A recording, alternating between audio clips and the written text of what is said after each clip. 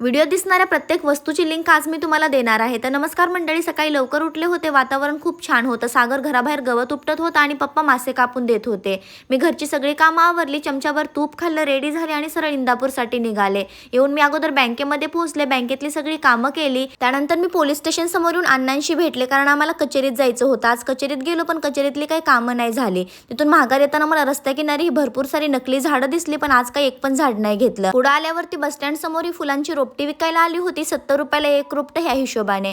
असो आज काही रोपटं घेणं झालं नाही, कारण पाऊस चालू झाला होता। नंतर मी आले चायनीज खाण्यासाठी, पोटभर अगोदर खाऊन घेतलं। त्यानंतर मी गेले फळं आणण्यासाठी, पियाची तब्येत थोडी खराब आहे त्यामुळे त्यासाठी मी फळं घेतली होती। माझं एक पार्सल आलं होतं, ते घेतलं, काही लोकांशी भेटले आणि भिजत भिजत घरी येऊन पोहोचले। आल्यानंतर सगळी पार्सल एक एक करून उघडायला चालू केलं। ही जी कुंडी दिसत आहे ही मी काल आणली होती। त्यानंतर मी एक सोफा क्लीनर मागवलं होतं, हे वापरल्यानंतर सांगेल कसं आहे ते। आणि तिसरं आणलं होतं मी हे छोटासा एक लॅम्प, हे पण खूप छान आहे, ह्याच्यामध्ये मी लाईट लावून सुद्धा दाखवली आहे। आणि हा अगारोचा व्हॅक्यूम क्लीनर, याची लिंक तर मला भरपूर लोकांनी मागितली होती, तर तुम्ही कमेंटमध्ये लिंक म्हणून टाईप करा, सगळ्याच लिंक तुम्हाला एक सोबत भेटून जातील।